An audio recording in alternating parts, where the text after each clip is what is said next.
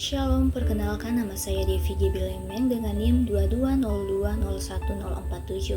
Di sini saya akan mempresentasikan tugas akhir dari mata kuliah Teologi Perjanjian Baru dengan judul materi Teologi Perjanjian Baru dan Misi atau Misiologi.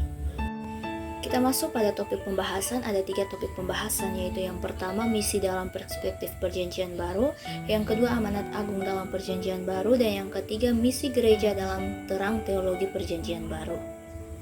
Baik, kita masuk pada pembahasan yang pertama, yaitu tentang misi dalam perspektif Perjanjian Baru. Nah, teman-teman, dalam Perjanjian Baru, istilah apostolos merujuk pada Yesus, para nabi, rasul, serta mereka yang diutus oleh jemaat, seperti Titus dan Epafroditus. Para rasul memiliki posisi penting dalam gereja awal dan secara umum berarti diutus dengan maksud tertentu. Pelaku misi adalah mereka yang diutus oleh Allah. Pembahasan yang kedua yaitu tentang amanat agung dalam Perjanjian Baru. Nah, amanat agung adalah misi untuk menjadikan murid dari semua suku bangsa. Ini melibatkan umat Allah untuk menyebarkan Injil dengan baptis sebagai proses inkorporasi ke dalam wadah umat Allah untuk diteguhkan menjadi anggota gereja, dan ajar sebagai proses konseptualisasi yang menunjang pemahaman perubahan dan pendewasaan hidup serta peran umat Allah. Dalam Injil Matius pasal 28 ayat 18-20 di sini menulis bahwa amanat agung dimulai pada saat Tuhan Yesus mengutus murid-muridnya untuk memberitakan Injil. Tugas para murid adalah menjadikan semua bangsa muridnya, membaptiskan mereka dan mengajar mereka. Tujuan dari amanat agung dan penginjilan adalah pemuridan, di mana supaya manusia menjadi serupa dengan Allah.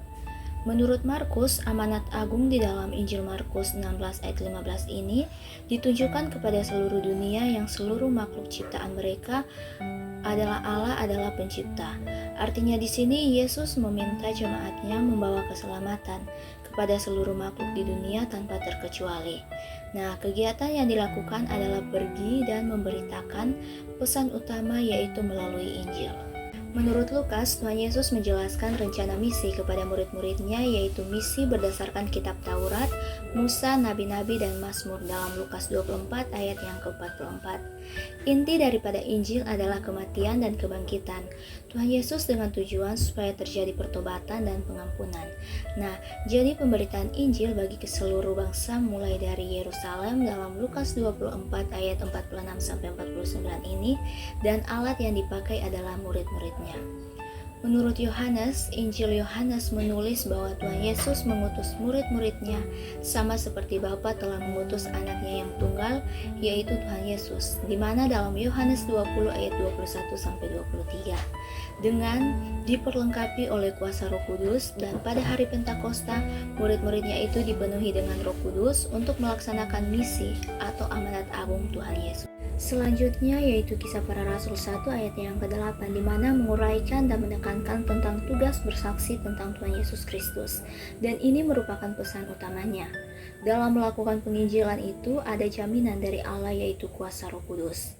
Injil harus disampaikan dan ditunjukkan kepada orang-orang berdosa yang dimulai dari Yerusalem, seluruh Yudea, Samaria, dan bahkan sampai ke bagian-bagian terpencil dari bumi. Kita masuk pada pembahasan yang terakhir, yaitu tentang misi gereja dalam terang teologi Perjanjian Baru.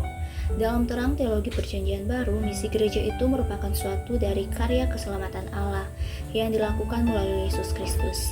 Misi juga merupakan usaha untuk melaksanakan maksud dari Allah bagi penebusan dunia, serta mencerminkan sikap hidup orang percaya dalam kekristenan. Selanjutnya ada 3 aspek utama dalam misi atau tugas gereja, yaitu yang pertama marturia atau kesaksian. Nah, sebagai umat pilihan Allah, kita memiliki tanggung jawab untuk memberitakan semua yang telah dilakukannya kepada orang lain. Ini harus terlihat dalam sikap hidup dan perkataan kita di masyarakat.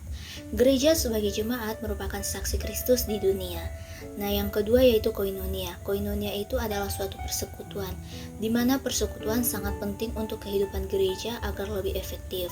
Anggota harus saling memperhatikan, memotivasi, dan menguatkan satu sama lain. Dan yang ketiga yaitu diakonia. Diakonia itu adalah suatu pelayanan, di mana diakonia berarti memberikan pelayanan dan bantuan.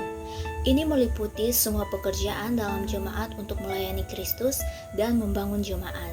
Diakonia khususnya membantu orang-orang yang menghadapi kesulitan. Gereja harus peduli terhadap kebutuhan orang lain sesuai dengan ajaran Yesus bahwa kita harus melayani bukan untuk